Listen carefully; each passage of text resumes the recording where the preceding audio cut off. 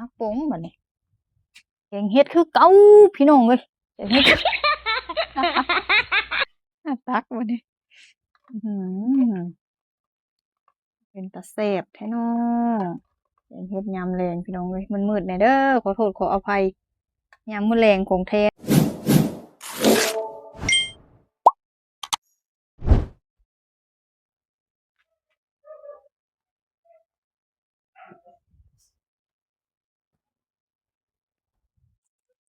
มันพี่น้องแกงเฮ็ดกินแรงต้องเฮ็ดก็หามอะไรก็โอ้ยตู้เย็นก็หลายอยู่นี่ก็สไตล์เก่าเฮาละลวกแล้วก็ล้างง่ายคักจะเป็นง่ายคักสูตรนี่นะอันช่วงนี้ก็คือว่าแหล้วเนาะกินแต่แกงเฮ็ดเพราะว่าฤดูกาลเฮ็ดเนาะแล้วก็เฮ็ดอันออกมันออกหลายนะช่วงนี้ก็คือไผบ่กินแกงเฮ็ดคือว่าตกเทรนด์ เดี๋ยวก็ไปหามากะแกงตัวก็คือมักกินคนมักเก็บเฮ็ดแล้วก็มักกินเฮ็ดพร้อมเนาะพี่น้องเนาะมาได้ตำเครื่องแกงเด้อบัดนี้เด้อแกงใส่ผักติ้วคือเก่าหั่นล่ะพี่น้องเอ้ยสูตรเก่าสูตรเดิม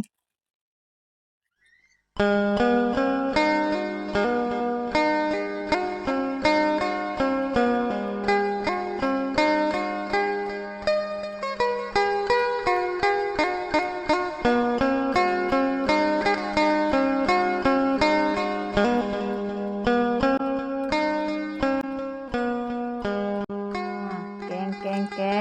งนี่แหละอาหารบ้านเฮาอาหารช่วงนี้พี่น้อง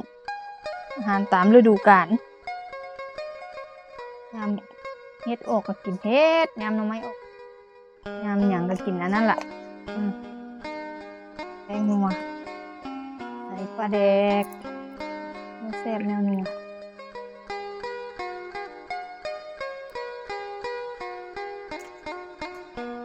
เฮ็ดลงไปเลยนะ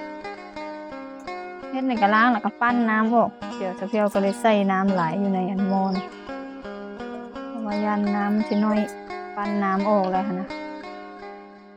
เฮ็ดถ่านเฮ็ดดินเฮ็ดก่อเฮ็ดก่อแดงๆนะพี่น้องมันอันลวกแล้วสีมันออกบ่ได้สีแดงๆงามๆนะกลายเป็นสีขาวไปเลยเห็นบ่เฮ็ดก่อได้นี่นะปิดฝาไว้ก่อนเนาะล้างผักมาใส่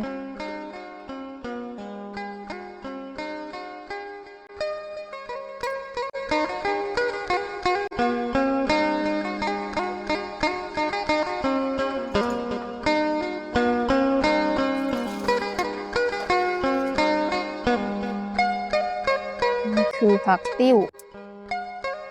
แต่ผักติ้วนี่แหละสะเพียวนะแกงเฮ็ดนะมันบ่ส้มแห้งถ้ามีใบว่าแบบก็สิใส่อยู่แต่มันบ่มีอยู่ในป่านั้นบ่เห็น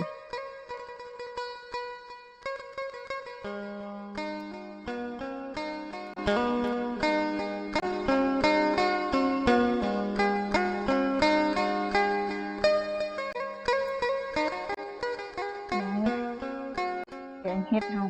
จังไดล่ะสุกแล้วแหละลวกมันก็สุกไป 30% ละ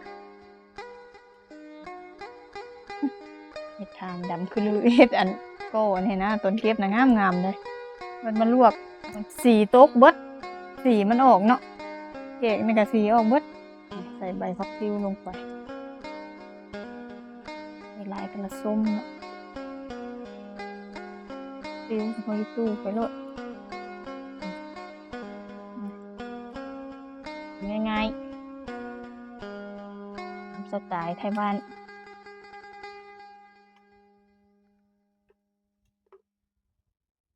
อุ้ยมาเด้อพี่น้องแกงเฮ็ดคือเก่าพี่น้องแกงเฮ็ดคือเก่านี่อยู่นะคือเก่าได้แล้วแหละพี่น้องเว้ยแซ่บแล้วส้มปุ้ยรวยแล้วพุ่นน่ะมาโป่งบัดนี้แกงเฮ็ดคือเก่าพี่น้องเว้ยแกงเฮ็ดคือตักบัดนี้เป็นตาแซ่บแท้น้อแกงเฮ็ดยามแลงพี่น้องเอ้ยมันมืดแน่เด้อขอโทษขออภัย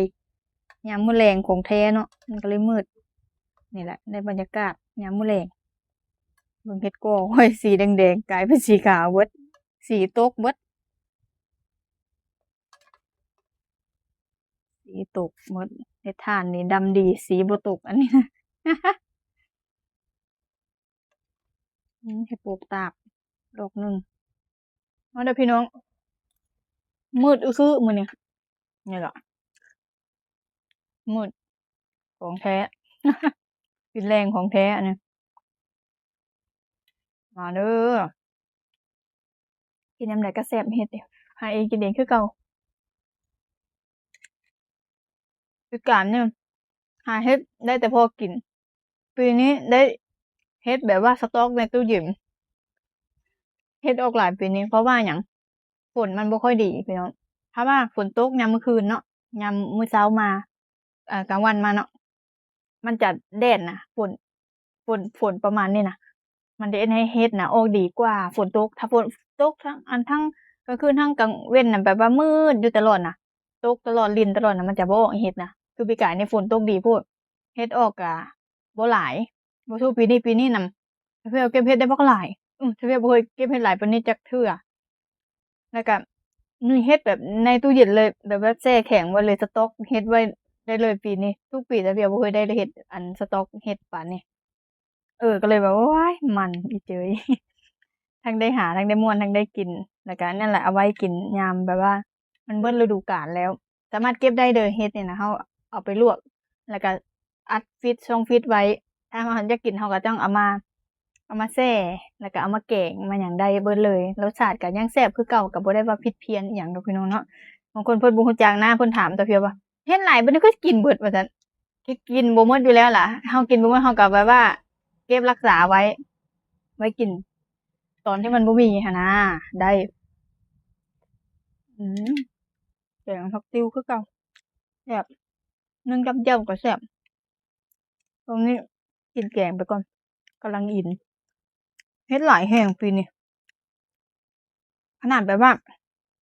ไปเก็บเฮ็ดช่วงบ่าย ยังได้เลยแต่เพียเข้าไปน่ะบ่แม่นว่าบ่มีคนเด้อพี่น้องคนมา4-5คนป้าก็บ่ได้ใหญ่ป้าน้อยๆญาติกันก็ยังได้บักหลายหนึ่งเฮ็ดน่ะแปลกประหลาดเฮ็ดหลายแรงอันตอนถ้าเพียไปก็ตอนเช้าเขาก็ไปเอาแล้วเด้ห้อยเขี้ยห้อยเอาก็ยังบ่หมดอยู่อ้าวแปลกป้าน้อยๆหนึ่งป้าบ่ได้ว่าป้าเป็น100ไร่200ไร่คือเขาค่ะล่ะบ่บ่แม่นป้าประมาณ4-5ไร่นี่นะป้านะ ก็จะงึดเอง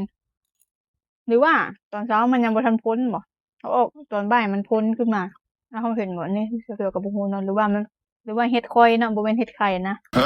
เฮ็ดข่อยค่อยเข้าไปจั่งใดข้อยก็ได้อย่างนั้น มันก็เลยไปบ่ายก็ได้แต่เพียวแปลกแต่เพียวบ่เคยหาเฮ็ดช่วงบ่ายจักเทื่อแบบว่า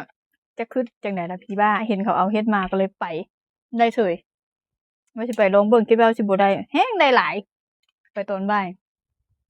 มาเด้อพี่น้องกินนำกันทุกคนสำหรับมื้อนี้ขอตัวลาไปก่อนพบกันใหม่คลิปหน้าสบายดี